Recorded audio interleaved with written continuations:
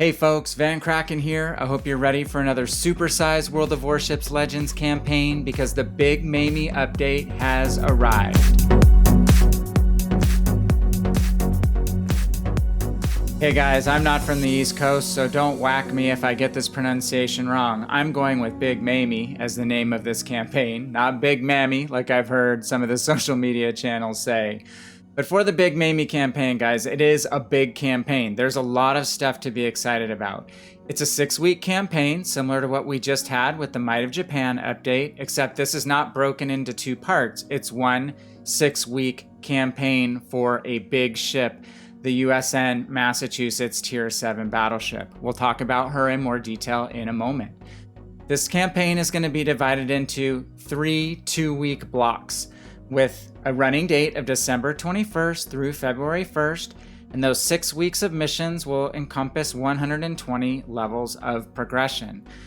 Is it worth the Admiralty backing cost, guys? I would say yes it is, just like the last campaign. In this case, we're not just going to get one free premium ship, well, not free, but one grinded premium ship, but we're going to get 2. And what is the cost? Well, if you look at the table on the right-hand side. If you were to invest $40 in doubloons and get 11,500 doubloons back for that investment, after you pay the 2,500 Admiralty backing doubloon cost and earn back 1,250 doubloons from the campaign, this ship is going to cost you less than $5 at that $40 doubloon purchase. And not only that, guys, there is a second premium ship, the Tier 4 Yahagi, which we'll also talk about briefly in a minute.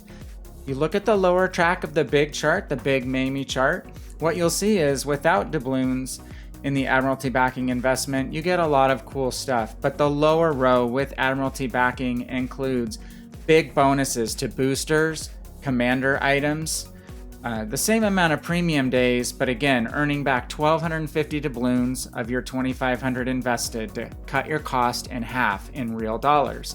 You'll also get 3 and 4 Santa containers instead of just 1 and 1.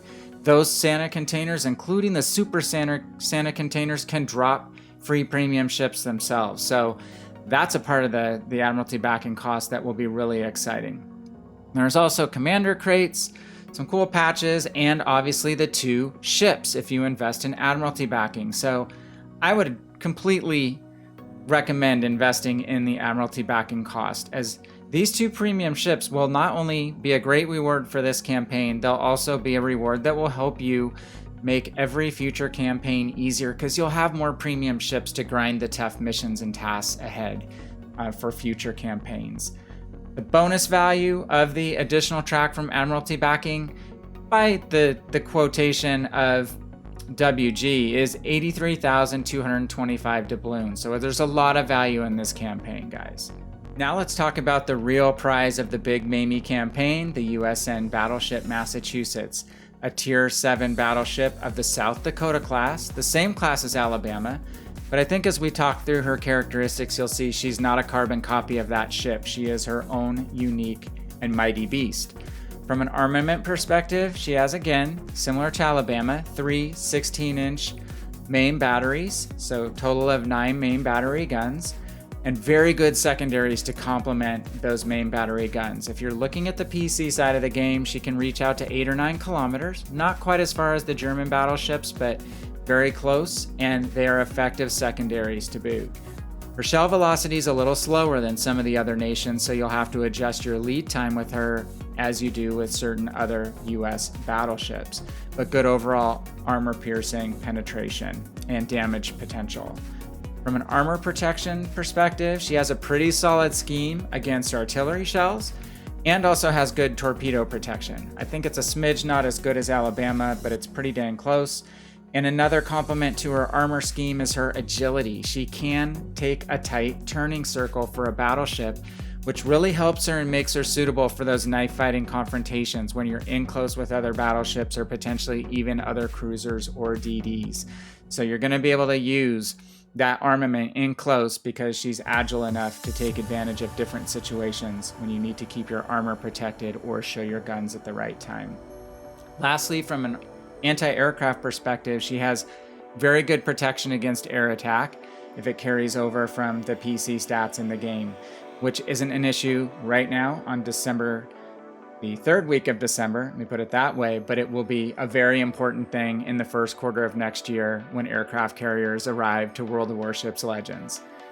And let's not forget, guys, she is the crown prize of this update at the mission step 120, but at step 40, we get the tier 4 cruiser Yahagi, which is a Japanese HE cruiser, along with some long-range torpedoes. Not probably the most mighty ship in your arsenal, but another versatile premium, again, to use for future campaigns to help grind down those endurance phases of your campaigns faster, especially if you don't have that many premium ships in your port. This is like a 2-for-1. So again, she will be available on mile 40 of the campaign, milestone 40, if you do invest in the Admiralty backing cost. I don't know about you guys, but I'm really excited that this ship, the Massachusetts, is coming to the campaign and not just being put straight into the shop for doubloons, which is what I expected to happen. This would easily be a $55, $60 ship if she was offered in the shop, and that we're being able to earn her for basically a $5 cost when we earn back those doubloons from the Admiralty backing track. I think it's fantastic. And we get a tier 4 cruiser thrown into boot. So again, an awesome value and super excited for the Big Mamie campaign. So how do we reduce our grind time on that campaign? We go over this chart with each of our campaign presentations. And just a quick reminder, we don't have the exact mission breakdowns yet. We'll go over those as we're doing our streams, basically our live streams on Twitch, to show how we're going to try to knock out this mission progression. But remember, our weekly Havoc trials, these are 2-week blocks this time, and they'll be broken most likely down into the typical endurance and shakedown phases. So just remember, you can attack these 2 different phases in 2 unique ways. So when you're talking about the endurance phases, we're trying to stack bonuses. These are mission goals that are for XP, they're for credits. We want to, number 1, run premium time if we can afford it. For at least 7 days within the campaign, you're going to hit some free premium time that you'll be able to use to accelerate your grinding and also aid your tech tree progression. So consider running premium time. It's going to make all of your mission steps go faster. Choose a battle mode that's most lucrative in endurance, which is going to be standard mode. I know some of us are more comfortable in AI mode, but it's going to probably take you 3 times more games to achieve the same amount of XP and credits versus standard mode. So I'd highly recommend running in standard, and I'd choose a tier of ship that's higher tier. Mid-tier to higher tier is better. You're going to gain more experience and more silver from that perspective. You don't need to worry about the ship type, and you don't need to worry about the type of ship from a performance perspective with regard to rate of fire or fire chance. Just a ship that you can perform as well as possible in, one that you're comfortable in. And a premium ship is going to give you that extra little boost as well. So that's why we say every time you unlock a campaign ship, you can use that in future campaigns to increase the speed with which you progress through the endurance phase of these campaigns. Lastly, don't forget to use your XP and credit boosters. I use my double boosters for line grinding, and I save all my triple boosters for endurance missions on the campaigns. All these bonuses will stack together.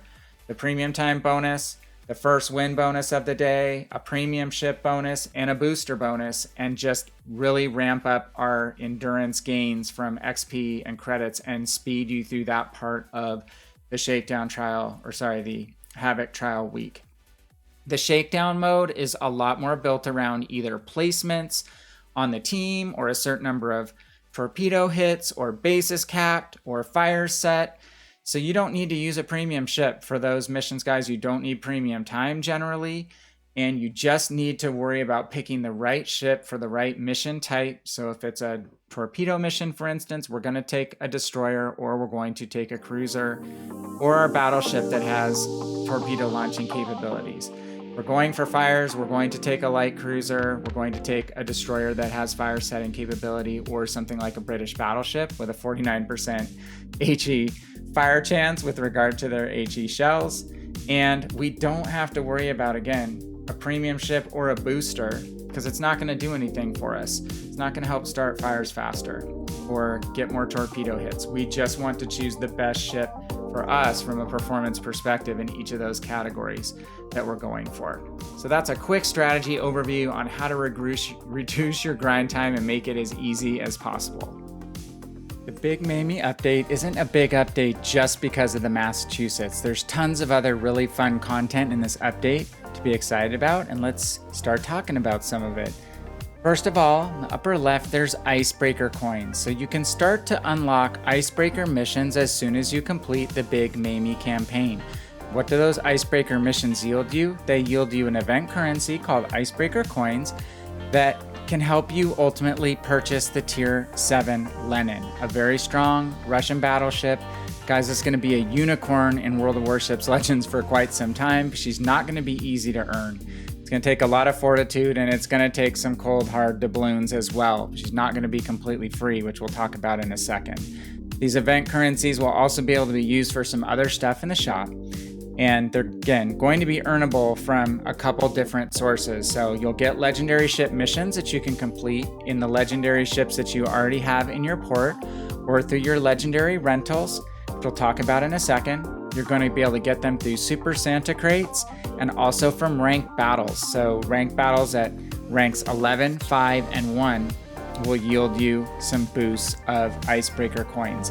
Lenin's going to cost 25,000 icebreaker coins. You can earn a maximum of 17,000 if you grind, and get as many icebreaker coins as is probably possible. So there's going to be a gap of about 8,000 coins that you'll have to invest some doubloons to finish this ship off. But again, she's going to be a strong ship, and she's going to be a ship that not many people have in Legends for quite a while to come. On the bottom, let's jump down to legendary rentals. The USS Worcester. High rate of fire, top of the line US Navy light cruiser. Very fun ship from the PC side, as is the USS Gearing, the pinnacle of the US destroyer line. High firing, again, main battery guns, as well as versatile torpedoes. Gearing is a very strong ship. And thirdly, the Conqueror, the top of the British battleship line. She is known as a fire-breathing ship. A little bit easy mode because most people fire HE in her, and she has that approaching 50% Royal Navy HE fire chance. But the secret about her is her AP is very strong too. Just don't get in her side hit in her side armor because it's very weak. She will melt. She also has a heal similar to Nelson, so you can almost reprint another Conqueror. You have to kill her while you can. Those rentals end February 1st, so this is all going to be time bound to get through Big Mamie, get into your icebreaker missions, and earn enough coins to make the cost of acquiring Lenin as low as possible. The third part of this page, guys, is the Battle of the North Cape, and it's one of the things that I'm personally most excited about because I don't think I'm going to have the time and energy to grind all the way for Lenin. But the Battle of the North Cape will provide Arctic skins for Edinburgh, Scharnhorst, and Duke of York. Edinburgh and Scharnhorst are in the game. Duke of York is coming to the premium shop during the event. These are the coolest camos, guys. They're my favorite camos from World of Warships PC. You can see the pictures here from my port. A little bit of different rendering, obviously, on the PC side than what will happen in Legends, but they are beautiful camos, full resolution with these beautiful icicles. She's a unique camo for any of these ships that you'll be proud to have in your battles, and not everyone will be driving their ships around with these camos on. So it's been a point of differentiation for me and PC for a long time, and I'm really happy that I ground a prior event in World of Warships PC to get those camos there, and now they're coming to Legends, which I'm really excited about. It's going to be a bureau project, and you'll have to finish your intro project to unlock this project. It's not going to be easy mode. Again, like the legendary rentals and the icebreaker coin currency, it's going to end on February 1st. You're going to have some higher tier ships, and you're going to have some higher tier commanders in order to knock these camos out.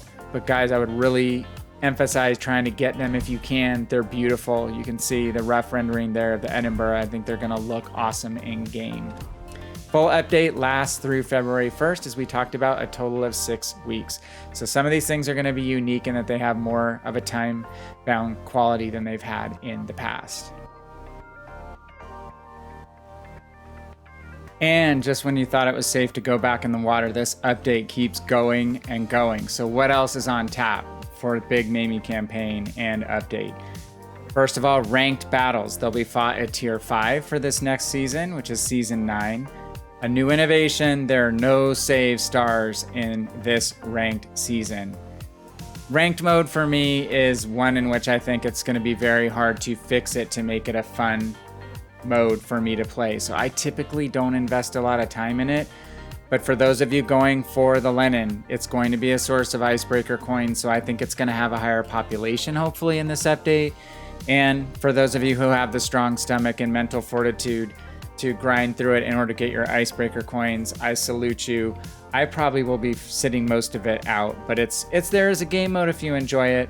I just think it's hard to match up the need for individual victory with this team dynamic that doesn't always work too well when you throw random players together, and not saving a star for the first place finish is going to sit poorly with some people. But give it a chance. If you need to get your icebreaker tokens or you're new to the game, go ahead and give it a shot and see what you think. Santa containers are going to be available in several different qualities of container, up to Super Santa containers. Those most valued Santa containers are going to include some neat prizes. There will be the Asashio and the Key. The Key is an Amagi class Japanese battleship that actually has, I believe, 10 main guns and torpedoes. So she's a popular battleship on PC. Excited to see her come to World of Warships Legends. Only available in crates, guys, as is the Asashio in this update. And the Super Santa containers have this insane, possible, minuscule payout. Don't invest in these crates thinking you're going to get it. But someone has a chance to win 100,000 doubloons or a full year, less 5 days of premium as super prizes. Again, minuscule chance, but they're there, so that's kind of exciting. You can purchase or obtain these containers through the Advent calendar and through other missions like the lower Admiralty backing track or even the upper track without doubloons. You'll get a couple of these containers for free, but you're going to get more by investing in the Admiralty backing and grinding out the Big Mamie campaign. Third thing, guys, there's going to be an armor viewer now in your port. This is really cool. It's been in PC for a while. For those of us who really like to get in and study the game in detail, you can see the color-coded interior views that you're going to be able to zoom into your ships with, almost like X-ray vision. And there's tooltips that show the different thicknesses of the armor plate, so you can really study where those ships, each individual ship has weaknesses and where you can improve your aim and your damage output. So armor viewer, it was kind of a throw-in on the event video, like a surprise at the end, but it's a cool thing, and I think it's going to be a valuable addition to World of Warships Legends that we'll all appreciate. And lastly, that throw-in I was talking about, that afterthought, is the Fjord port is coming, and I'm a Scandinavian. I don't really know what Skål means. I know it's something you say when you drink, but if I knew my heritage better, I would probably have a better sense of using that word in context. But anywho, for the flavor of Fjord, it's worth to throw in. It's a great looking port. It's one of my favorite. It's got a beautiful natural quality to it, and it's coming over from PC to be our port during this update. So look forward to that as well. And last but not least, there's some late-breaking additions to this update that are definitely worth checking out when you log into your console on World of Warships Legends. First of all, there's premium ship doubloon discounts in the in-game store. A number of really cool ships are around 20% off, it looks like, from a doubloon perspective, so go out and grab a ship that you've been saving up for. It's a perfect time. Secondly, there's an awesome 360-day deal on premium time. It's 75% off currently in the in-game shop. I will say that I was not patient enough and bought this at 50% off at Black Friday, and I chose poorly. Premium ship tab on the tech tree is a new feature. All the premium ships that reside in the different nations on the tech tree have been aggregated in this one helpful tab. And then lastly, there's a global experience point conversion discount. You will get more global XP per doubloon spent. You just have to be more skilled than I am to actually find where this function resides. Sorry, I cannot give you more detail, but I'm sure you can hunt around and find it on the in-game store, or some person more brilliant than me will have posted how to do this on the Reddit. So if you thought the update was over with that list of all these interesting and cool game-related events, there's also one big change that's going to rebalance the relationships with battleships and cruisers when it comes to fire damage. And that's the introduction or tweaking of 3 battleship commander skills and then the alteration of 1 cruiser commander skill. So let's get into what this is going to look like. Essentially, I think there's a conclusion reached that battleships were having too hard a time managing fire damage. So there's a new battleship commander skill called Fight Fire with Fire in the upper left there that will be introduced for all battleship commanders. The asterisk is that there's a slight delay for the second wave Azure Lane commanders. But this skill will stop all fire and flood damage from accruing after a battleship has 3 concurrent fires burning and damage control is on cooldown. So this is going to have a very interesting effect on, again, the fire metagame. So cruiser players and destroyer players that typically want to set battleships on fire as often as possible are going to have to think a little harder about setting that 3rd fire, because as soon as that is set, if the commander on that ship carries this skill, they're not only going to get the 5% reduction in burning damage, the passive skill, they're also going to get this reduction in the, well, basically cease of all damage when 3 concurrent fires are set. So that should extend the battleship survival markedly due to that single skill alone, but that's not all. The battleship emergency specialist skill has been altered in that the duration penalty has been increased, but the cooldown penalty has been reduced. So there's a little bit of a 50-50 relationship there. The battleship commander firefighter skill is pretty much been buffed straight out. The damage control party duration penalty has been decreased. There's a faster cooldown for that skill, and the fire chance has been reduced. So again, 3 skills that on balance do a lot to help increase battleship survival. And then 1 alteration to cruiser commander skill, that's the lower right-hand panel, which typically is called IFHE on PC or Equilibrium of Power on Legends. And that is a skill that increases cruiser HE shell penetration, but lowers HE shell damage and reduces the chance of fire. Well, now that chance of fire is going to be reduced by 50%, which is a much greater margin than it was before. But there is some bright side for us cruiser players like me. The one thing about that skill with the reduction in fire chance, it might actually be a little bit of a benefit for commanders running that skill, and that maybe they have a little less chance of setting that 3rd fire that triggers the Fight Fire with Fire legendary skill and stops all damage from accruing. Maybe you can hit battleships more, accrue more HE alpha damage, and set a few less fires that will ultimately trigger Fight Fire with Fire. So all in all, guys, this is going to be a combination of things. We'll have to see how it works out. It will likely alter battleship survivor mechanics and survival mechanics in a pretty marked way, but at the same time, battleship commanders will also have to sacrifice something, like possibly Will to Rebuild as a legendary skill that a lot of people carry today. They won't get this for free. There will have to be a trade-off made. So we'll start seeing how this works out coming with the new update. Well, that's it for the Big Mamie update. I want to say thank you so much for watching. And I want to say thanks to Wargaming for bringing a bunch of new stuff into World of Warships Legends here at the end of the year and into the first quarter of 2021. There's going to be some interesting mechanical changes to the game with regard to fire, especially for me as a cruiser player. But on balance, I think this update has a lot to offer for the player base that's going to be appreciated and fun. Super excited about getting the Massachusetts in my port, and on the balance, I think it's going to be a great update. I want to thank you if you've done any support for my streams in 2020 or my YouTube channel, or if you've just discovered me today. Really appreciate you dropping a like or a sub on YouTube for me. And then if you want to follow my Twitch channel, I stream basically strategy sessions around how to grind the update as quickly as possible from a weekly Havoc perspective. So would really love to have you join us on Twitch, as well as continue to follow on YouTube. And I want to end by saying I hope you have a happy and safe end of 2020. And we're all looking forward to a bigger and better and brighter year in 2021, right? So good health to you, your family, and all those around you. And again, I thank you so much for watching. This is Van Kraken. I am out.